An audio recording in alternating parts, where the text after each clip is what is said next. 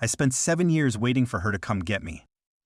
7 years in a countryside town I never belonged to, working in the fields by day and staring at the night sky, wondering if she even remembered me. I kept every letter she never replied to. Every birthday I spent alone. Every winter I endured without her warmth. And why? Because she said she loved me. Because she said she was doing it for our future. I was young, desperate, in love enough to believe her every word. "I just need time," she'd whispered the night before she sent me away. "Wait for me. I'll fix everything. Then we'll be together forever." Forever. What a cruel, hollow word. She cut me off from the world, told everyone I needed space, and painted herself as the loyal, grieving lover. I believed it. I waited. Even when the rumors reached my ears that she was seeing someone else, someone richer, someone her parents actually approved of, I crushed the doubt in my heart and blamed myself for ever questioning her. But 7 years is a long time. Long enough for the boy who was madly in love to become a man with scars too deep to hide. And when I finally returned, I wasn't alone. I had a wife, a child, a new life that healed me in ways she never could. But then she showed up, dressed in white, holding a bouquet, standing at the train station like time had frozen for her. Her smile trembled. Her eyes welled up. "I knew you'd come back," she said softly. "I waited for you." My son tugged at my hand. My wife stood beside me, confused but calm. And in that moment, watching the woman who banished me into silence dare to act like the one who suffered, I realized something. She didn't wait for me. She waited for the man she thought would still be hers after she'd finished playing house with someone else. Too bad.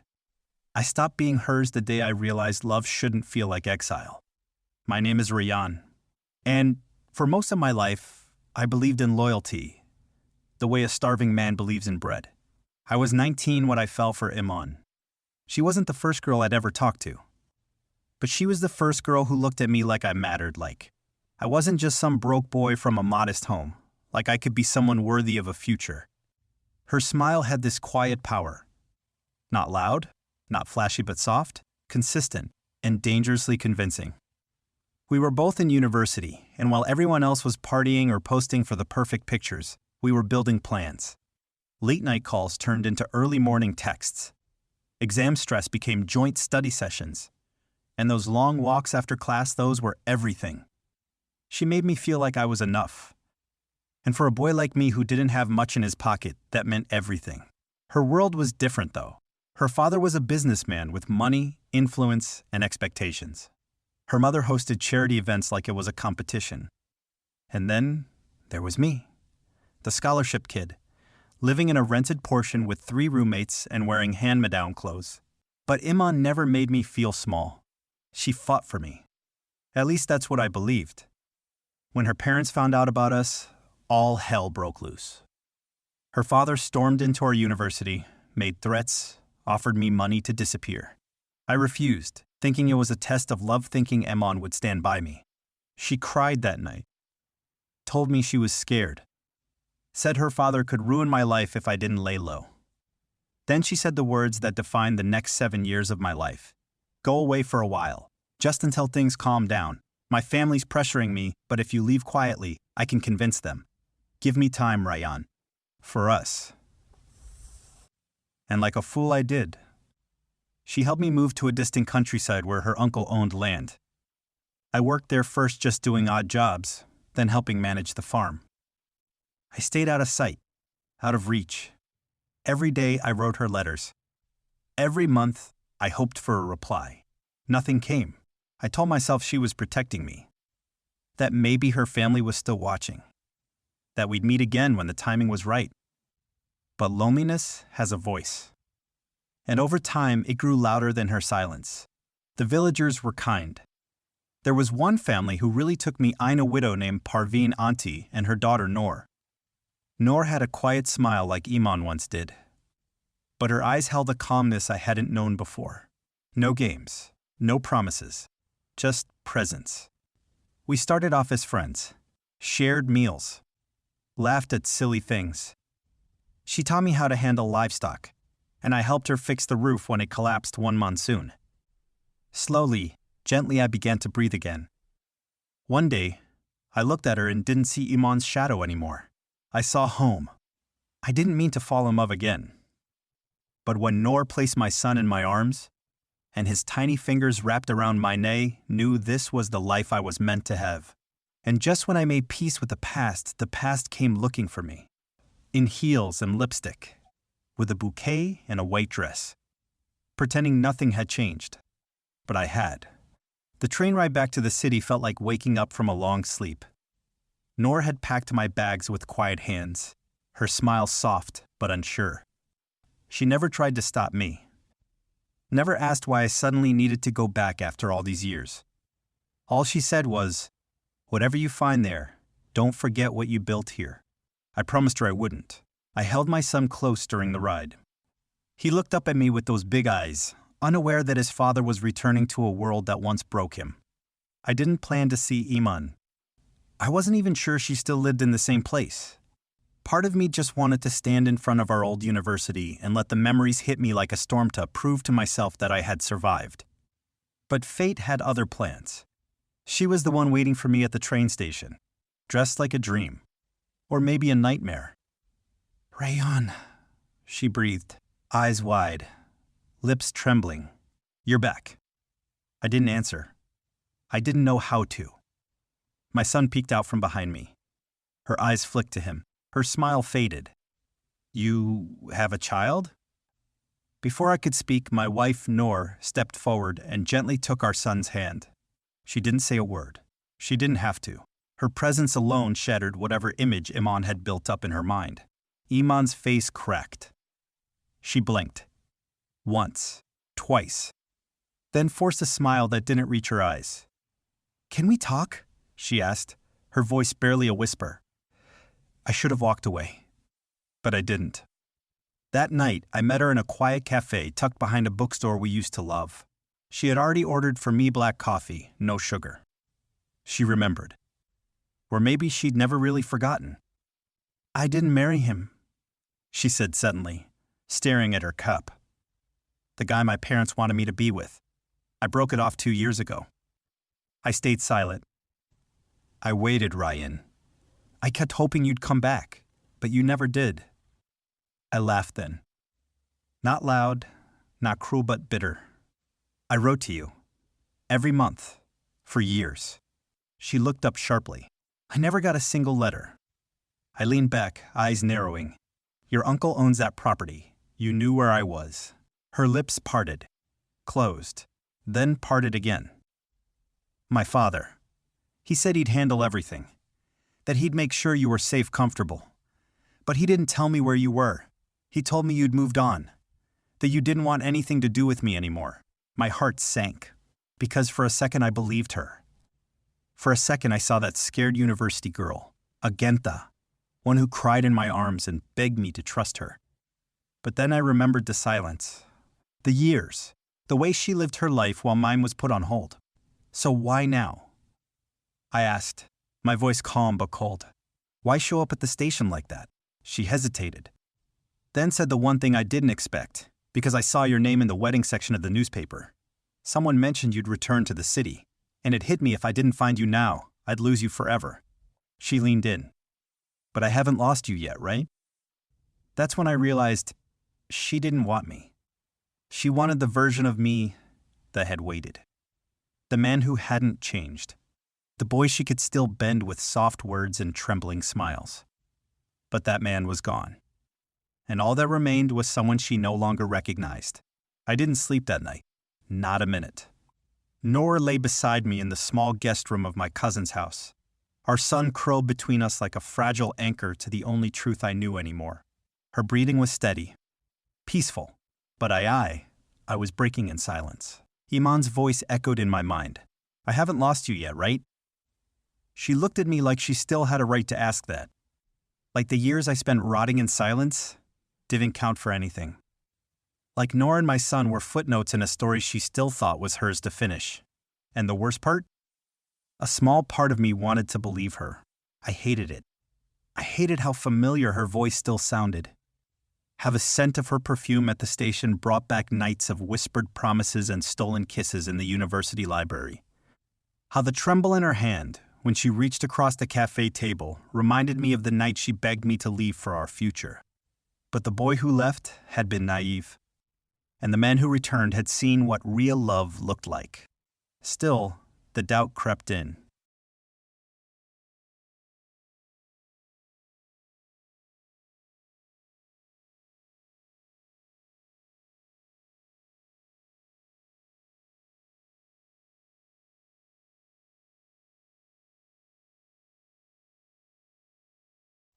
What if she was telling the truth? What if she never got my letters? What if her father really did hide everything from her? What if she'd been just as much a victim as I was? Noor stirred beside me. I turned toward her and watched her face in the moonlight. The way her eyebrows furrowed slightly even in sleep. The faint scar on her chin from when she slipped chasing a runaway chicken. The way she always held our son's hand, even unconsciously. She didn't make big promises. She never said forever with grand gestures. She just stayed. Every day. Every storm. Every silence. But was I truly over Iman? The question felt like poison. The next morning, I found myself walking the same road, Iman, and I used to take after lectures. Same cracked pavement. Same rusty gate outside the university library. I told myself it was closure, that I needed to face the ghosts to finally bury them. But she was already there. Waiting. As if she knew I'd come. "Rayan," she whispered, stepping forward. "You need to stop doing that," I said, a bitter edge in my voice. "Doing what?" "Showing up like we're still something. Like you have a place in my life." Her eyes watered. "I didn't know. I swear to you, I didn't know what my father did. I begged him to tell me where you went. He lied to both of us. I wanted to scream, to cry, to believe. But I just stood there, numb." "What are you doing now, Iman?" I asked quietly. "What is this really? I want to make things right. I want another chance. And Noor, my son, you expect me to just erase them?" She hesitated. That silence said everything. "You don't love her like you loved me," she said softly. And that's when I realized she didn't see Noor as a person. She saw her as an obstacle. Not once did she ask about my wife. Not once did she ask what I'd been through. She just wanted to rewind the clock to a version of her story that no longer existed. I took a slow breath. "You're right," I said. "I don't love Noor like I loved you." Her face lit up. "I love her more." Her smile froze. I turned to walk away. But the war in my heart raged on. Even days later, I couldn't shake it. Noor noticed the distance, the way I stared too long at my phone, the way I spaced out during conversations. "Is it her?" she asked one evening, folding laundry while our son napped in the next room. I paused. She didn't cry, didn't yell. She just looked at me with the kind of heartbreak that doesn't make noise. "I'm not accusing you," she said gently. "But if there's something unfinished I need to know." "I don't want her," I said. "But do you still love her?" The question pierced me in a way Iman never could. Because it wasn't laced with jealousy or drama. It was raw, real. I looked out at my hands, the same ones that once wrote letters in the dark. The same ones that now held a son, built a home, and found peace in silence. "I don't know," I admitted. And that was the moment I knew this wasn't just about the past. This was about whether I was strong enough to protect the present from it. I thought the hardest part was over. I thought walking away from Iman at that old university gate meant the past had finally been laid to rest. But I was wrong. Because sometimes the past doesn't wait to be invited back. Sometimes it kicks down the door and walks in uninvited, unannounced, and unforgiving. It happened 2 weeks later. I had just finished helping Noor hang new curtains in our son's room. She smiled at me, a soft, content smile. And for the first time in days, I felt like maybe I was healing. Then the doorbell rang. Noor opened it. And I'd heard her voice before I saw her. "Assalamu alaikum. I'm Iman. I believe we've never met, but I'm Ryan's old friend. From university." Noor didn't flinch. She stepped aside, polite, calm. Wa alaikum assalam, she replied. Come in. I froze at the top of the stairs. Iman looked up. Our eyes met. There was something different in her, now something dangerous. She was done playing the soft X. She had come here for war. I walked down, slow and tense, every step feeling like it carried the weight of two timelines crashing into each other. Noor, I said carefully, can you take Zaid upstairs? She nodded. But before she left, she turned to Iman with a smile that didn't reach her eyes. I hope whatever you're here for, it's worth it. Then she was gone. Iman stood in my living room like she still belonged there. I need to talk to you, she said. You already did. She reached into her purse and pulled out a stack of faded envelopes. My letters. The ones I thought she never got. I found these in my father's study. Hidden in a locked drawer, she said, voice trembling. He lied to me. He kept everything. Every word you wrote, he kept it from me. I stared at the stack. My handwriting. My pain. All those nights of pouring my heart out in ink-you, they were there, untouched, unread, discarded like trash. She placed them on the table. I needed you to see them.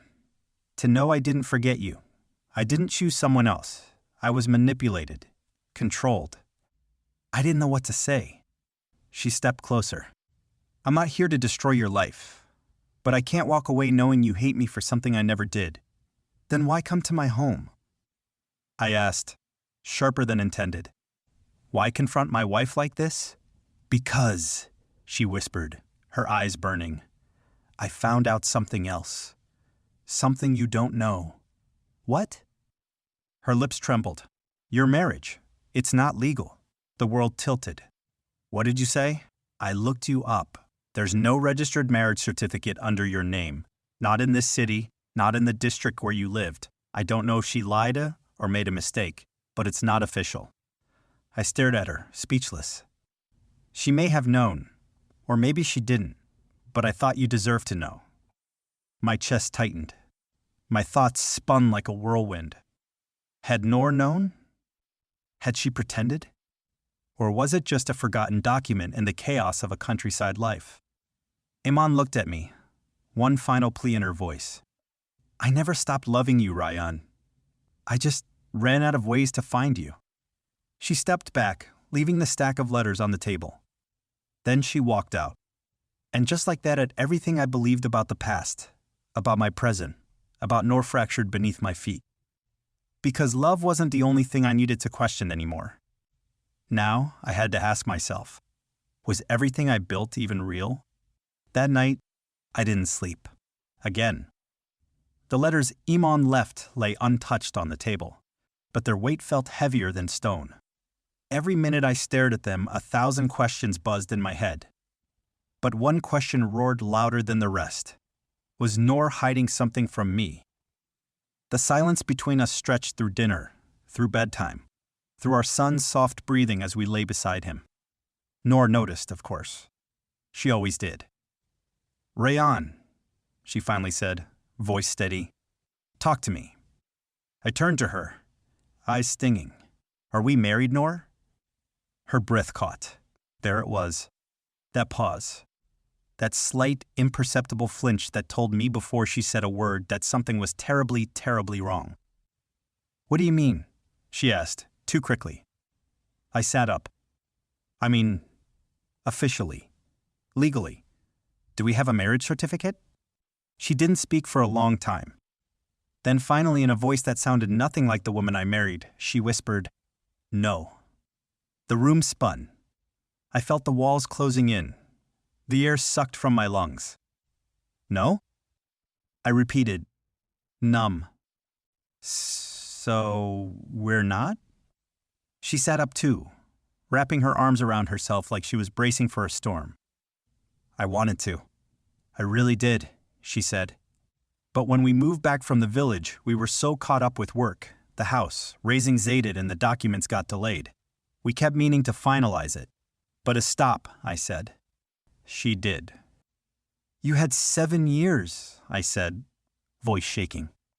7 years, Noor. And you didn't once think to make sure our marriage was real? It was real to me, she cried. Every day, every meal we shared, every night we spent under the same roof, every moment we held our son. Don't tell me that wasn't real. But you lied, I said, standing now, pacing. You let me believe we were something official, something permanent. I gave you everything, Nor. She got up too, tears falling freely. I didn't mean to lie. I was scared. I kept telling myself we'd get around to it. And then when I got pregnant, I was terrified you'd leave if you knew it wasn't registered. You'd already lost so much: your past, your home, your dreams. I didn't want to be one more person who failed you. So instead you made a choice for me? I said, voice rising. You thought lying to me was the way to protect me? I loved you, she shouted. I still do. I sank onto the edge of the bed, my head in my hands. Zaid stirred in his sleep, murmuring something and rolling over. And for a moment, everything went silent. Only the sound of my heartbeat and the echo of betrayal filled the room. Noor knelt beside me. I never expected to fall in love with you, Rayyan, she whispered. You were broken. I was just trying to help. But then you smiled at me one day, and it felt like the sun came out again. I didn't care about the paper. I thought love was enough. I really looked at her. The woman who stayed. The woman who lied. The woman who built a family with me and built it on something not quite real.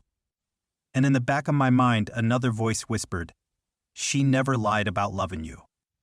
But she still took your choice away. Noor reached for my hand. Say something. I looked at her hand, then at Zaid, then at the door where Iman had stood just hours ago with the truth I never saw coming. I don't know what to believe anymore, I said, my voice hoarse. Then I stood and walked out. Not because I stopped loving her, but because sometimes love isn't about staying.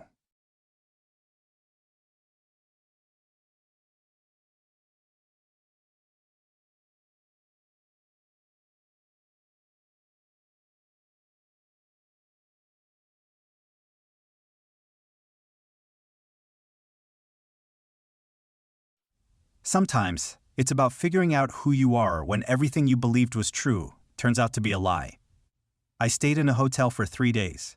Noor didn't call. She didn't text. Maybe she knew I needed space. Or maybe she didn't know what to say anymore. I didn't either. Every time I looked in the mirror, I saw a man who had survived abandonment, only to be fooled by the one person he trusted the most. And Yutai wasn't angry anymore, just hollow. On the 4th day, I returned home. Not for closure. For Zaid. He ran to me the second I walked through the door, hugging my legs like I'd been gone a lifetime. His eyes so innocent, so unaware, almost broke me.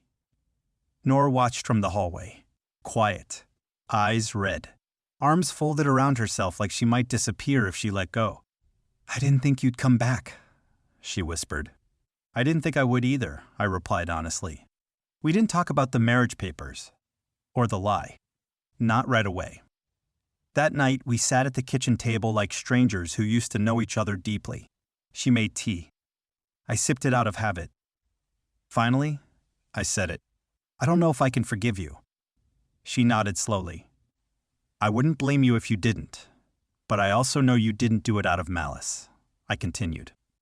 You did it because you love me in your own way. Tears welled in her eyes, but she didn't let them fall. She just listened. You gave me a home when I had none, a reason to keep going. And Zaid, my voice broke. He is the best thing that's ever happened to me.